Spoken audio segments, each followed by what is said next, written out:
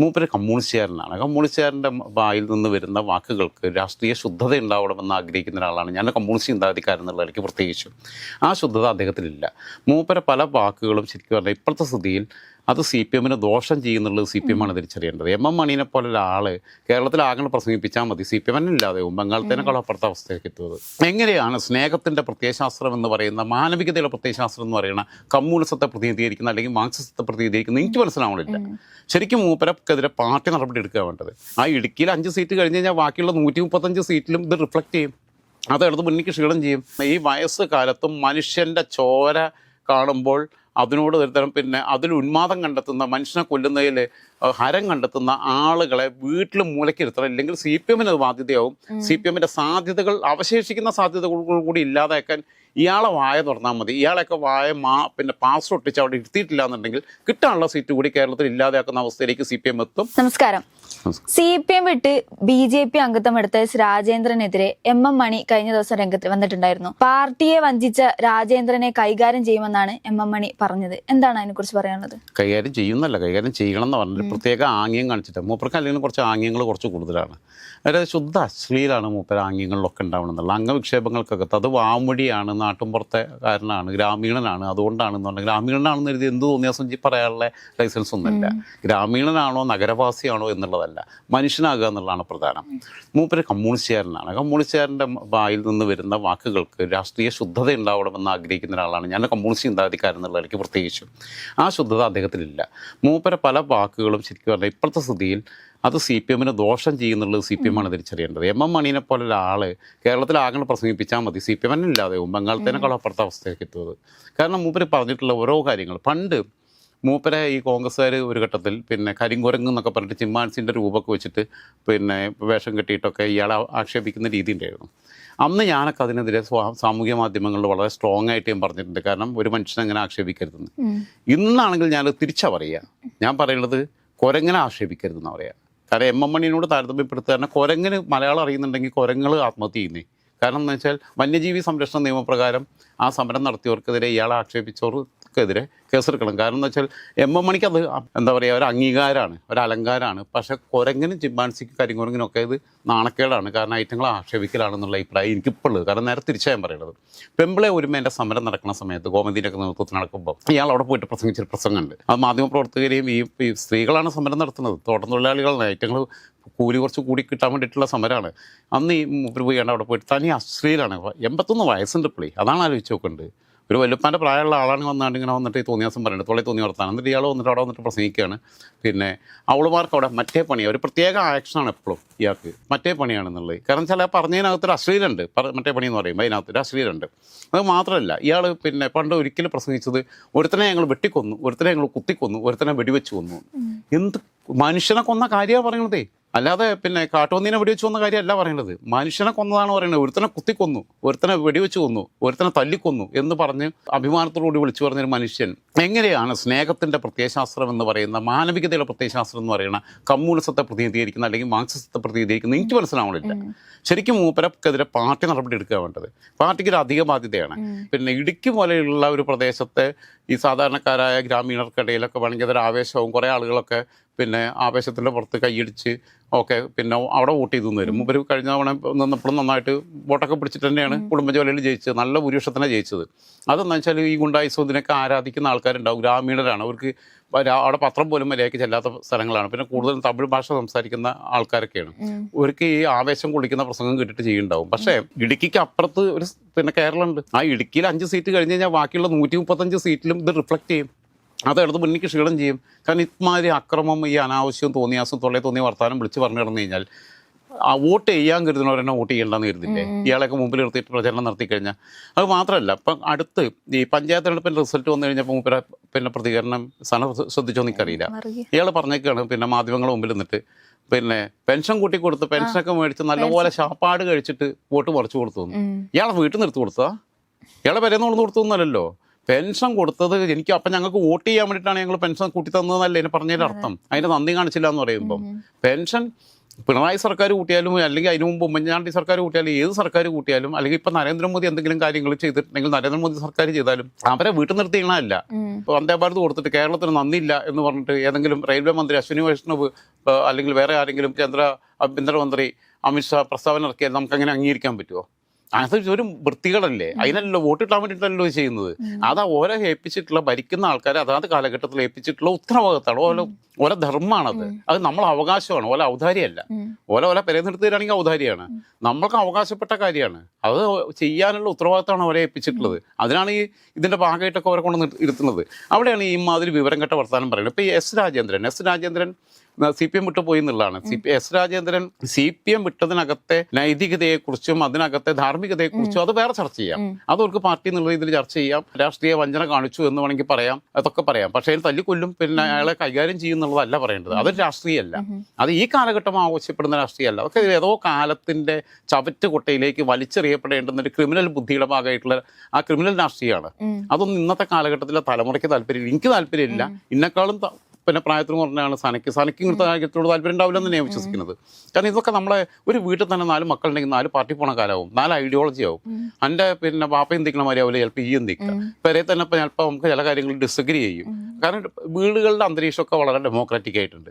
അപ്പോഴാണ് മൂപ്പര് ഇപ്പോഴും പിന്നെ പഴയ മാതിരി ഓരോ പറയും, ഞങ്ങൾ പറയും നിങ്ങൾ കേൾക്കണം. അതായത് എന്താ അടിമ ഉടമ സമ്പ്രദായം, ഞങ്ങൾ പറയുന്നിടത്ത് നിങ്ങൾ വോട്ട് ചെയ്യണം എന്നൊക്കെ പറയാൻ, ഞങ്ങൾ പറഞ്ഞാൽ രാജേന്ദ്രൻ പറയുന്നിടത്ത് നിൽക്കണം എന്നൊക്കെ പറയാൻ, അത് വേണമെങ്കിൽ പാർട്ടി എന്നുള്ള രീതിയിൽ അവർക്ക് പറയാനുള്ള അവകാശം ഉണ്ടാവും. പക്ഷേ കൈകാര്യം ചെയ്യുമെന്ന് പറയുമ്പോൾ അങ്ങനെയാണെന്നുണ്ടെങ്കിൽ രാജേന്ദ്രൻ 2006-ലും 2011-ലും 2016-ലും അവിടെ നിന്ന് MLA ആയിരുന്നു. അത് കഴിഞ്ഞിട്ട് പിന്നെ ദേവികുളത്ത് MLA ആയിരുന്നു. അത് കഴിഞ്ഞിട്ട് പിന്നീട് പിന്നെ കഴിഞ്ഞ തവണ മത്സരിക്കാൻ സീറ്റ് കിട്ടിയില്ല. ഇപ്പം ഒരു BJP ചേർന്നു. അങ്ങനെയാണെങ്കിൽ BJP ഉണ്ടായിരുന്ന OK വാസു, KV സുധീഷ് എന്ന് പറയുന്ന കണ്ണൂരിലെ പഴയ SFIയുടെ സംസ്ഥാന വൈസ് പ്രസിഡന്റും ജില്ലാ പഞ്ചായത്ത് അംഗവും ആയിരുന്ന KV സുധീഷിനെ വെട്ടിക്കൊന്ന കേസിൽ അവർ ഏറ്റവും കൂടുതൽ ആരോപണം ഉന്നയിച്ചിട്ടുള്ള OK വാസു, RSSന്റെ നേതാവ് OK വാസു CPM വന്നല്ലോ.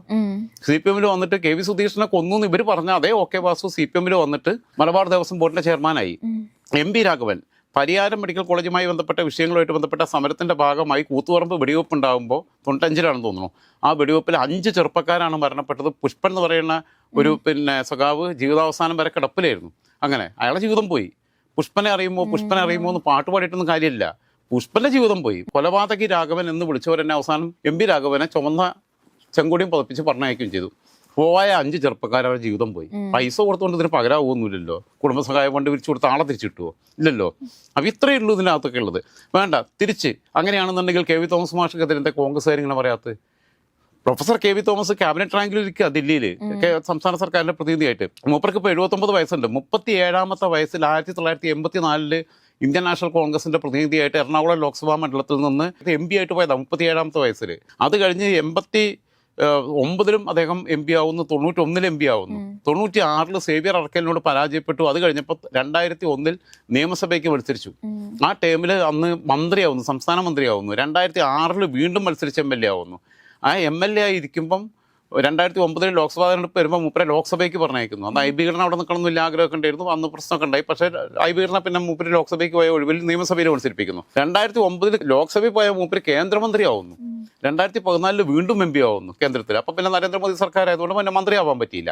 അങ്ങനെ മൊത്തം 5 തവണ MP ആയ, പിന്നെ 2 തവണ MLA ആയ, സംസ്ഥാന മന്ത്രിയായ, കേന്ദ്രമന്ത്രിയായ, അതിൻ്റെയൊക്കെ ഭാഗമായിട്ട് വലിയ സംഖ്യ പെൻഷൻ കിട്ടുന്ന എല്ലാ ആനുകൂല്യങ്ങളും കോൺഗ്രസിന് വെച്ച് ഉണ്ടാക്കിയ തോമസ് മാഷ്, തിരുതാ തോമസ് എന്നൊക്കെ മുമ്പേ കളിയാക്കി വിളിക്കുന്നുണ്ട്, അതിനൊന്നും ഞാൻ പറയുന്നില്ല. പക്ഷേ ആ തോമസ് മാഷ് അവസാനം കോൺഗ്രസ് വിട്ടു പോന്നപ്പോൾ കോൺഗ്രസ്സുകാരെങ്കിലും ഇയാളെ തല്ലണം, കൊല്ലണം, കൈകാര്യം ചെയ്യണം എന്ന് പറഞ്ഞു. അങ്ങനെയാണെന്നുണ്ടെങ്കിൽ മറ്റേയാൾ 3 വട്ടം MLA ആയിട്ടുള്ളൂ രാജേന്ദ്രൻ 3 വട്ടം MLA ആക്കിയ രാജേന്ദ്രൻ പാർട്ടി വിട്ടുപോയതിന് പിന്നെ കൈകാര്യം ചെയ്യണം എന്ന് പറയുമ്പം 2 തവണ MLA-യും 1 തവണ സംസ്ഥാന മന്ത്രിയും 5 തവണ MP-യും കേന്ദ്രമന്ത്രിയും ഒക്കെ കോൺഗ്രസിന്റെ ഭാഗമായി നേടിയെടുത്ത ആൾ ആ പാർട്ടി വിട്ട് CPM-ലേക്ക് ചേർന്നപ്പോൾ കോൺഗ്രസ്സുകാരും അയാളെ കൈകാര്യം ചെയ്യണം എന്ന് പറഞ്ഞിട്ടുള്ളൂ പ്രകടനം നടത്തി കളിയാക്കിയിട്ടുണ്ട്.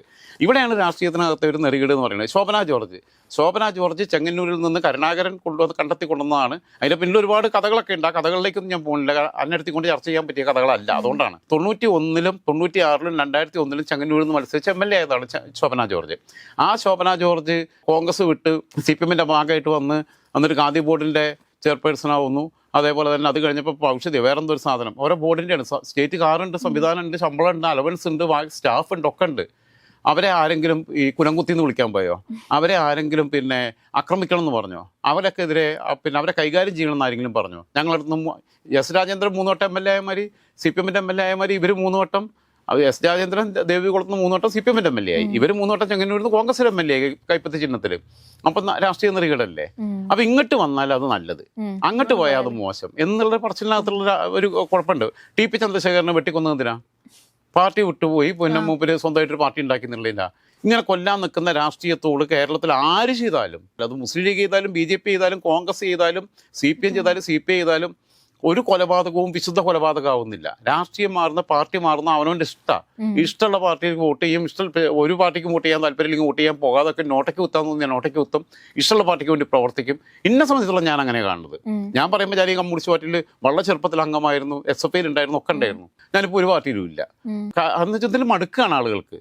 പുതിയ മനുഷ്യർക്ക്, ചിന്തിക്കുന്ന മനുഷ്യർക്ക് ഇത്തരം രീതിയിലുള്ള അക്രമത്തിന് വഴിയെ പോകുന്നതിനോട് താല്പര്യമില്ല. ഇയാളൊക്കെ ഇതിന് ബാധ്യതയായി മാറും. വേണ്ട, സരിൻ ഇപ്പോൾ കോൺഗ്രസ് വിട്ട് CPM ഭാഗമായിട്ട് ഒറ്റ ദിവസം കൊണ്ട് സ്ഥാനാർത്ഥിയായിട്ട് മത്സരിച്ചു. TK ഹംസ DCC പ്രസിഡന്റ് ആയിരുന്നു, കോൺഗ്രസ് നിന്ന് സീറ്റ് ഇട്ടാവുന്നപ്പോൾ ഇപ്പുറത്തേക്ക് വന്നതാണ്. പക്ഷെ പിന്നീട് മുപ്പര് MP ആയി, മന്ത്രിയായി, MLA ആയി, പലവട്ടം ബേപ്പൂരിന്ന്, നിലമ്പൂരിന്ന് MLA ആയി, ബേപ്പൂരിന്ന് MLA ആയി, ഗവൺമെന്റ് ചീഫ് വിപ്പായി, വാക്കപ്പോർട്ടിന്റെ ചെയർമാൻ സ്ഥാനത്തിരുന്നു എന്ന് എനിക്ക് തോന്നുന്നത്.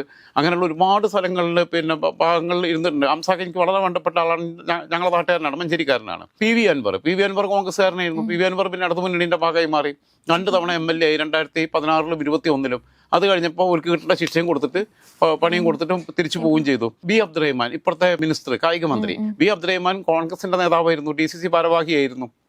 അദ്ദേഹം പിന്നീട് CPM ഭാഗമായിട്ട് മാറി, MLA ആയി, പിന്നെ ഇപ്പം മന്ത്രിയായിരിക്കുന്നത്. അപ്പൊ ഇതുകൊണ്ടെന്ന് വെച്ച് കഴിഞ്ഞാൽ ഇതിന്റെ പ്രശ്നം എന്താ വെച്ചാൽ ഇവർ മനസ്സിലാക്കേണ്ടത്, ഇമാതിരി ആൾക്കാരെ ഈ കൈകാര്യം ചെയ്യണം, കൊല്ലണം, തല്ലണം എന്നൊക്കെ പറഞ്ഞു നിൽക്കുന്ന ഈ വയസ്സ് കാലത്തും മനുഷ്യന്റെ ചോര കാണുമ്പോൾ അതിനോട് ഒരു തരം പിന്നെ അതിൽ ഉന്മാദം കണ്ടെത്തുന്ന, മനുഷ്യനെ കൊല്ലുന്നതിൽ ഹരം കണ്ടെത്തുന്ന ആളുകളെ വീട്ടിൽ മൂലക്കിരുത്തണം. ഇല്ലെങ്കിൽ CPM അത് ബാധ്യതയാവും. CPM സാധ്യതകൾ, അവശേഷിക്കുന്ന സാധ്യതകൾ കൂടി ഇല്ലാതാക്കാൻ ഇയാളെ വായ തുറന്നാൽ മതി. ഇയാളെയൊക്കെ വായ പിന്നെ പാസ് ഒട്ടിച്ച് അവിടെ ഇരുത്തിയിട്ടില്ല എന്നുണ്ടെങ്കിൽ കിട്ടാനുള്ള സീറ്റ് കൂടി കേരളത്തിൽ ഇല്ലാതാക്കുന്ന അവസ്ഥയിലേക്ക് CPM എത്തും. MM മണിയെ പോലെയുള്ളവർ അത് വാമൊഴി മടക്കം മറ്റേ മടക്കം എന്നും പറഞ്ഞിട്ട് കാര്യമില്ല. ഇയാൾ ഈ കാണുന്ന, ഞാൻ പറഞ്ഞില്ല, ഇയാൾക്ക് 4 പെൺമക്കളാണുള്ളത്. എന്നിട്ടാണ് ഇയാൾ സ്ത്രീകളെക്കുറിച്ച്, അയാളെ മക്കളാവാൻ പോലും പ്രായമില്ല, മക്കളെക്കാൾ പ്രായം കുറഞ്ഞ സ്ത്രീകളെക്കുറിച്ച് അവർക്കൂടെ മറ്റേ പണി എന്നൊക്കെ പറഞ്ഞിട്ടുള്ള തോന്നിയാസം പറഞ്ഞ് നടക്കുന്നത്. അതുകൊണ്ട് ഇയാളൊരു ഇത്തരം രാഷ്ട്രീയ അശ്ലീലത്തെ നിലയ്ക്ക് നിർത്തുക എന്നത്. കാരണം ഗോവിന്ദ മാഷ് ഇങ്ങനത്തെ വർത്താനം പറയില്ല, പിണറായി വിജയൻ പറയില്ല, അഖിലേന്ത്യാ ജനറൽ സെക്രട്ടറി MA ബേബി പറയില്ല, മന്ത്രിസഭയിലുള്ള ആൾക്കാരും ഇങ്ങനത്തെ വൃത്തികേടുകൾ പറയുന്നില്ല, സംസ്ഥാന സെക്രട്ടേറിയറ്റിലുള്ള ആരും ഇങ്ങനത്തെ വൃത്തികേടുകൾ പറയുന്നില്ല. വേണ്ട, ചെറുപ്പക്കാരായിട്ടുള്ള മന്ത്രിമാർ, റിയാസ് ഉൾപ്പെടെയുള്ള ഒരു സ്പീക്കർ ഷംസീർ, അല്ലെങ്കിൽ ഇവരാരും ഇങ്ങനത്തെ വൃത്തികൾ പറയുന്നില്ല. ഈ 81 വയസ്സുള്ള ഈ മനുഷ്യനൊക്കെ ഇതിന് ബാധ്യതയാണ്. CPM അയാളോട് മിണ്ടാതിരിക്കാനാണ് പറയേണ്ടത്. മേലാൽ ഇങ്ങനത്തെ വൃത്തികേടുകൾ പറയരുത് എന്ന് പറഞ്ഞ് നിലയ്ക്ക് നിർത്തുകയും, ഞങ്ങൾ പറയുമ്പോൾ വായ പറഞ്ഞാൽ മതി, മൈക്ക് കാണുമ്പോൾ തൊള്ളേ തോന്നിയ വർത്താനം പറയാൻ നിൽക്കണ്ടെന്ന് പറഞ്ഞിട്ട് മൂലക്കിരുത്തുകയാണ് വേണ്ടത്. ഇതിനൊക്കെ കൊണ്ടുപോയിട്ട് പാർട്ടി ഓഫീസിൽ എവിടെയെങ്കിലും റൂം ഉണ്ടാക്കിയിട്ട് അവിടെ തന്നെ ഇരുന്നോ, പുറത്തേക്ക് ഇറങ്ങന്നെ വേണ്ട. അപ്പോൾ അത് കഴിഞ്ഞാൽ വീട്ടിൽ കൊണ്ടേയാക്കുക. പൊതുസമ്മേളനത്തിന് പോലും പ്രസംഗിപ്പിക്കരുത് എന്നുള്ളതാണ് എനിക്കിതിൽ പറയാനുള്ളത്.